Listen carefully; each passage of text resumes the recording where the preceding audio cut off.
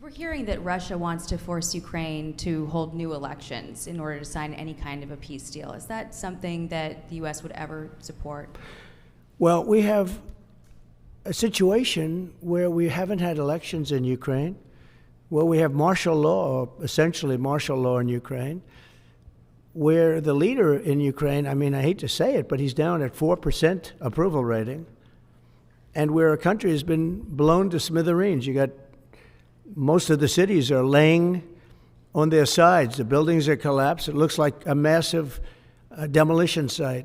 So many of the cities. I mean, they haven't done it in Kiev because I guess they don't want to shoot too many rockets in there. They've done it 20%, but they haven't done it 100%. If they wanted to do it 100%, it would probably happen very quickly. But you have cities that are absolutely decimated.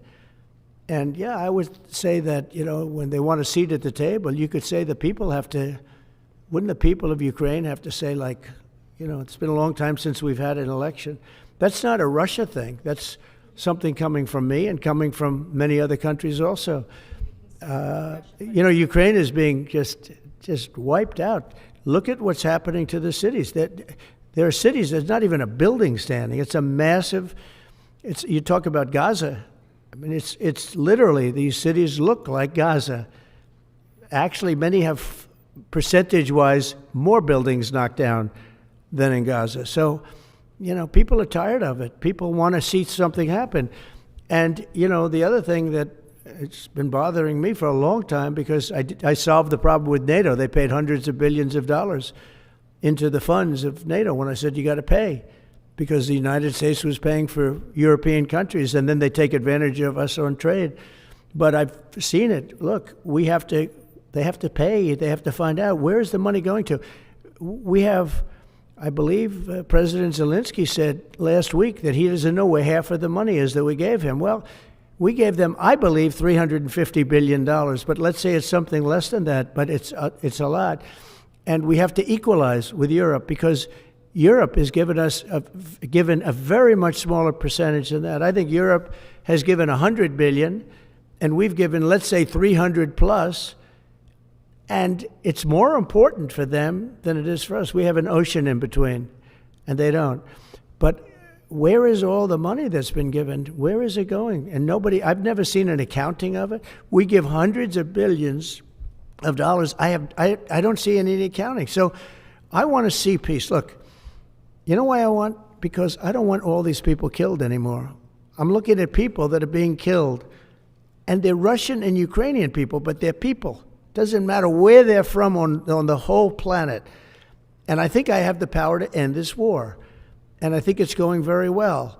But today I heard, we weren't invited. Well, you've been there for 3 years. You should have ended it 3 years. You should have never started it. You could have made a deal. I could have made a deal for Ukraine that would have given them almost all of the land, everything, almost all of the land, and no people would have been killed, and no city would have been demolished, and not one dome would have been knocked down. But they chose not to do it that way. And President Biden, in all fairness, he doesn't have a clue. What he was so bad for this. He was so bad, so pathetic. It's so sad. But with all of that being said, look, it is what it is. When I left, there was no chance that this could have happened. But it happened because we had incompetent leadership at many different levels. But when you see what's taken place in Ukraine with millions of people killed, including the soldiers, millions of people killed, a big percentage of their cities knocked down to the ground. I don't know how anybody even lives there. When they say they took a poll and Zelensky's at 4%, who's living there? It's hard to believe that people live there.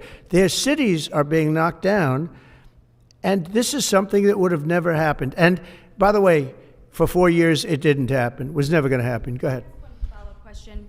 How would you counter the perception, because Russia's pushing for this, obviously, they don't really hold true elections, that would be a capitulation of some sort. How would you guard against potentially Russia installing a puppet government? And then finally, how would that new election have an impact on getting Zelensky to sign the rare earth minerals deal? Look, you have leadership, and I like him personally. He's fine.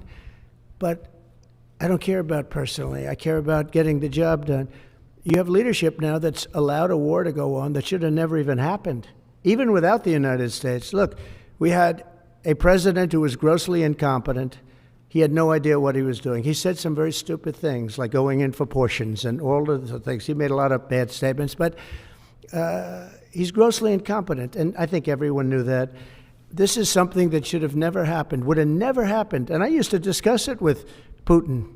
President Putin and I would talk about Ukraine. It was the apple of his eye, I will tell you that. But there was never a chance of him going in. And I told him, you better not go in. Don't go in. Don't go in. And he understood that. He understood it fully. But I'm only interested, I want to see if I can save maybe millions of lives. This could even end up in a World War III. I mean, to be honest with you, you've been hearing now Europe is saying, well, I think we're going to go in and we're going to go. All of a sudden, you're going to end up in World War III over something that should have never happened.